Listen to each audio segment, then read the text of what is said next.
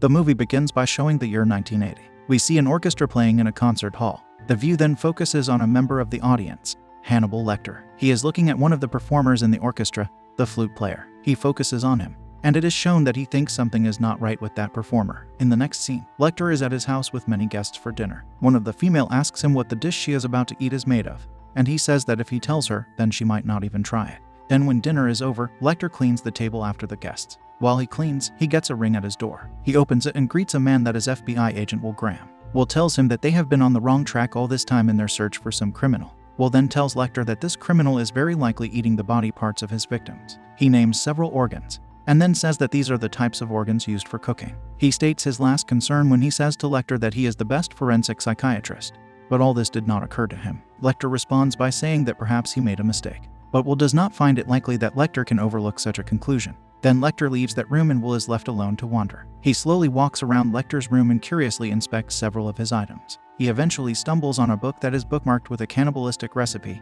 with Lecter's penmanship next to it. He starts to come to a horrifying discovery, and as he turns around, Lecter stabs him in the stomach with a knife. While he lies on the floor and Lecter is still on him, Will punctures him with some of Lecter's arrows. He then shoots him a few times, and Lecter falls on his desk. In the opening credits that come next, we see several newspapers stating the horrors of Hannibal. His cannibalism has come out to the public. Another statement says that he could be caged forever. Several years later are then shown to have passed. A man walks near a beach in Florida. He is FBI agent Jack. He approaches Will, who is now retired from the FBI. Jack tells him that 2 families have been killed by a serial killer. They were killed 1 month apart. Jack states a few of the killer's tendencies, and says that he wants Will to help them catch him. He says that Will has a way of thinking that is unlike what the others have on the team. Will does not want to get back into this, but he agrees to just take a look and tell them what he can. The scene changes to Will at his home speaking to his wife. She wonders why he is agreeing to such a task, and he tells her that he will just look at some evidence and not get involved fully. She has a hard time believing it, but she lets him go. We then see Will in Atlanta at one of the family victims' house. He investigates the site of the crime by himself at night. He notices that there is a place for a dog at the side of the house, but there are no reports of a dog barking. Will then enters the house from the kitchen area and makes his way further inside. When he gets to the main bedroom, he sees the blood on the bed. He takes out his voice recorder and speaks into it about how he thinks the crime happened. He then leaves and enters the children's bedroom. He hesitates to say how the crime there took place, but then he says it into his recorder. Will then finds himself behind a broken mirror. He asks himself why the killer put small pieces of glass into the eyes of his victims. In the next scene, Will is in his hotel. He sits on the floor surrounded by many crime scene photos. Then an epiphany comes to him and he looks at the photos of the dolls. He gets up and speaks into his recorder, saying that the killer puts mirrors in their eyes because he wants an audience. He also comes to the belief that the killer took his gloves off at some point during his crime. Will calls Jack to his place and tells him to check for fingerprints near the eyes of the victims. The scene then shows a police conference. Will is there along with Jack. Will gets called to give a speech about his findings to the rest of the personnel. He does so, and he later states that there is some common factor among the victims. He does not know what it is, but he says that if it gets unraveled, that will be the key to putting an end to the killer. Will then quite confidently states that the killer will not stop until they stop him. A female in the audience then asks him why that is, to which Will responds because the killer feels like God. After the conference, Will and Jack sit in a room with the chief of police. The chief gets a phone call and then hands it to Jack.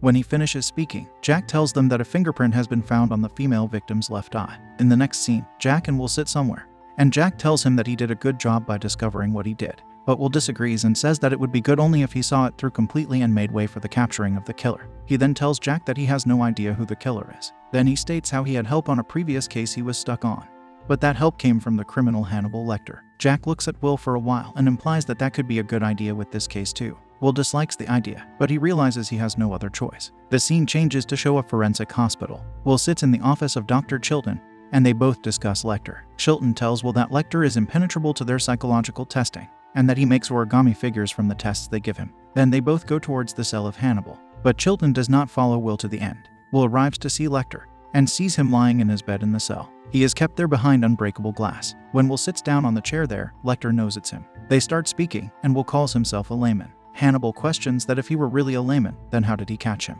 Then Lecter says that Will wants to know how the killer is choosing his victims. Will says that if Lecter can catch him, then he is smarter than the killer. But then Lecter says that such a statement implies that Will is smarter than Lecter due to the fact that Will caught him. Will quickly denies such an implication and says he is not smarter. He says that the reason he was able to catch him is because Hannibal is insane. Shortly after, Lecter asks him for the case files Will has on him. Will does not want to give them, however, and then starts walking away. But Lecter says to him that if he gives them, Then he will offer his analysis. So Will is left with no choice but to give Lecter what he wants. After 1 hour goes by, Will returns to the cell, and he and Lecter converse about the case some more. Lecter says how the killer puts mirrors in the eyes of the victims so he can see himself.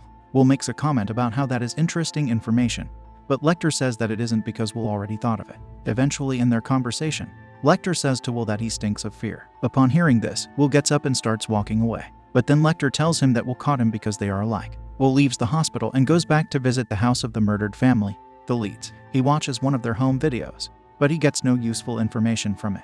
He then appears in Alabama to try and understand something about the crime scene of the other murdered family. He climbs a tree because he thinks that's what the killer did so he could look into the windows of the house. Then Will finds a red mark carved into that tree, which clearly is the signature of the killer. We then see a different scene, where the point of view takes us through the interior of an abandoned nursing home. A voiceover plays of a grandmother verbally abusing her grandson while this happens. The view takes us up the stairs, where there is then a man shown to be working out with heavy weights. He then sits up from the bench he was occupying, and he is revealed to be wearing some cloth over his head. He later stands in front of a shattered mirror and chooses a set of fake teeth to install into his mouth. He has more than one set. Then he takes out a huge book and starts looking through it. Its first page has a dragon on it. Other contents show the murders of the killer. This man then glues another page into it that shows the face of Will. This man is the killer Will is hunting. And finally, he turns to the page in the book that features Hannibal Lecter. Supposedly, he is being praised by him, with several of Lecter's pictures being glued there. In the next scene, Will visits Lecter again, but this time not in his cell. Will shows him a picture of the sign he found carved into the tree.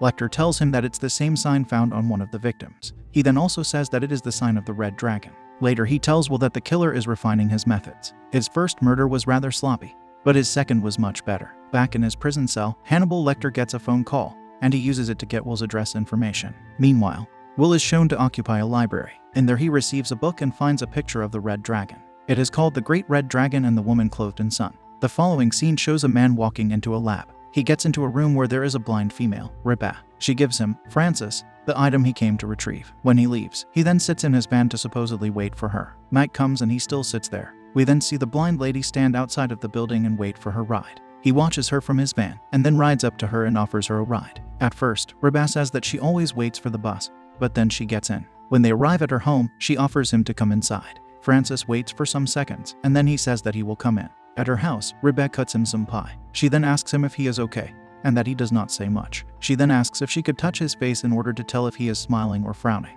He takes her hand and almost lets her do it. Instead, he makes some tongue movements that she cannot see. He then says he has to go and starts heading out. Rebecca asks him if she offended him in any way, and he just says no. At the FBI office, Jack tells Will that the killer wants Lecter's approval. They found out that the killer is sending a letter to him. Jack then says that the letter not be marked in any way or else Lecter will find out they read it. So when the letter comes to them, they read it carefully using forensic equipment.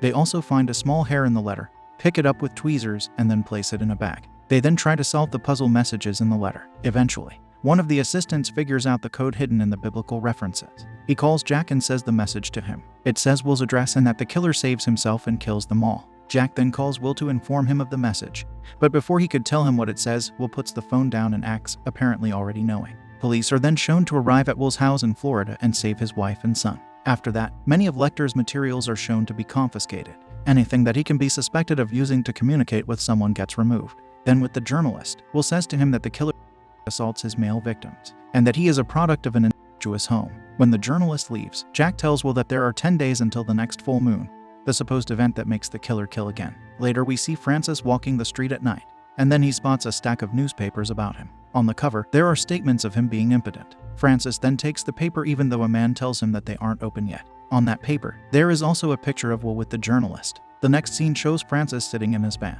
The journalist rides in his car and then comes to speak to Francis about him taking his spot. When he does, Francis gets a hold of him and makes him unconscious. It's uncertain how much longer after that, but the journalist then wakes up almost naked and glued to a chair. Francis converses with him and asks him if he knows what he is doing. The journalist responds that he would like to, and that he would like for his readers to as well. Francis then tells him that he is not a man, but something more. After that, Francis tells him to look at him, but he does not want to. So Francis threatens him by saying he will staple his eyelids to his forehead if he does not. At that point, the journalist opens his eyes, but does so slowly and grudgingly. Francis then takes off his robe and shows that his entire backside is covered by a dragon tattoo. He asks if he wants to know what he is, and the journalist says that he does more than anything. Francis then shows him slides on a projector of the females he killed. As he shows them, he says that here they are changing, and then here they are reborn. The slides shown are disturbing pictures of the females being dead and bloody, and have glass in their heads instead of eyes. Then Francis asks him why he wrote lies about him in the newspaper. The journalist says that Will told him to do so. Afterward, Francis tells him, with all seriousness, that he is a dragon and that the journalist is an ant. Then he tells him that he owes him not fear, but everything. After some time, Francis comes to him and bites him in the mouth. It is then shown that the journalist is riding down the street in a wheelchair, set completely ablaze. The wheelchair then hits the sidewalk and crashes down. The sight of it utterly shocks and terrifies a man that happens to be standing there. The FBI office is shown, and in it several of the personnel listen to a tape of the journalist speaking. He says that the dragon has made him see his splendor, and that will make him fabricate lies. After that, they all listen to the gruesome bite that took place. When the tape finishes playing, Jack gives certain procedures to all units in the room about what they could gather from what they just heard. Then alone with Jack, Will says he wants to see Lecter. At Hannibal Lecter's cell, Will asks him what else was in that note, but Lecter does not want to tell him. Will then offers him many materials and even internet access under supervision if he tells him. Lecter tells him some information, but it is information that Will states to already know. What he really wants to know is how the killer is choosing his victims. What is it that connects the females that he kills? But before Lecter can tell him any more insights, he wants dinner and a show. The following scene has Rebecca and Francis riding in his van. He takes her to someplace where there is a tiger lying on a table, with certified personnel supervising the situation. Previously, she had told him that she loves animals. She slowly touches the tiger as it lies there non-aggressively. Then it is shown that Rebecca and Francis arrive at his house. They sit down and speak about a few things. She tells him that females speak about him, and ask if he is as strong as he looks. They also say that he should not be conscious of his face. Rebecca and he then stand together, and she finally touches his face. After a short while, they both sit on the couch and Francis starts playing a tape that shows the next family he wants to kill. Since she cannot see it, she cannot find it disturbing what he watches, and so he does not reveal to her exactly what it is. After that, Rebecca starts kissing him. While that happens, he pauses on a face still of the female he particularly wants to kill that plays on the videotape. Then the scene changes to Francis waking up alone in his bed. He searches his house, and then sees her walking outside from the window on the second floor. He takes out a shotgun and starts arguing with himself. He says things like she is nice, and she is okay. He puts the shotgun in his mouth, but does not fire it. He then takes it out, and the scene changes to Francis and Rebecca sitting in his van. There she tells him that he is acting kind of differently. He responds by saying that he has to leave. She asks if she will see him again, and he now tells her to leave. Lecter is shown eating an exquisite dinner in his cell. He got what he wanted. Personnel stand next to his cell, ready to serve him, with very expensive trays of food. Then Francis walks into a museum hall with a female that works there. They enter a room, and she shows him the painting of the great red dragon and the woman clothed in sun. As they both look at it, he takes an item out of his coat and hits her on the head with it, knocking her unconscious. He then takes the painting, starts ripping it apart, and then stuffs it in his mouth and attempts to eat it. Another female staff member then comes in and he attacks her too. The next scene has Will watching the tape of the lead's family with Jack. He then sees where the tape was created, at Chromolux. They then head for that location. Francis then arrives there and sees Will in the distance. Seeing that, he leaves and goes inside his van. Meanwhile, Jack and Will speak with the personnel there, and ask them about someone who comes there and give some descriptions of Francis. The staff recognize from the descriptions that it is Francis, and tell Will that he works there and that he has access to every videotape there. The scene shifts to showing Rebecca and another coworker standing beside her door. He then kisses her, and Francis sees this happen. Then when she enters her home, and the coworker walks away, Francis comes to him and shoots him in the head.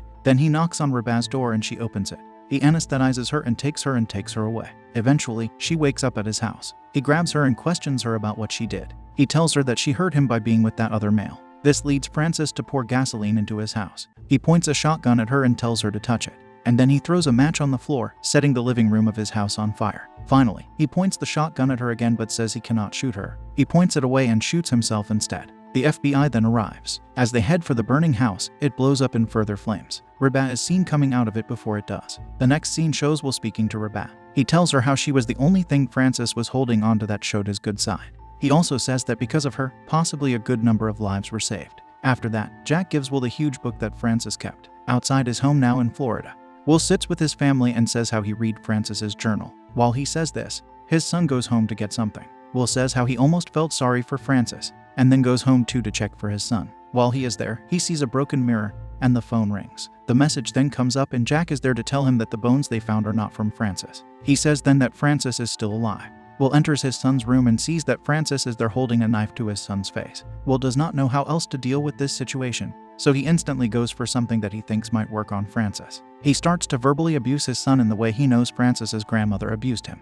This upsets Francis to the point that he throws the son away and fights Will. Will then hides in a room, along with his son. He locks the door and gets a gun. Meanwhile, Francis is trying to knock the door down. Will's wife then enters the house and starts coming up the stairs. Will tells her to get down and she does. That is when both Francis and Will shoot each other through the door. It is his wife then, who picks up a gun and shoots Francis in the head several times. She then comes to her husband's aid. The final scene shows Hannibal Lecter writing a letter to Will in his cell. In it he says several things, and that he thinks of Will often. Will is then shown to be alive and well on a boat with his family. Chilton comes to Lecter then to say that there is a female FBI agent there to see him. He says that she is too pretty to be in the FBI.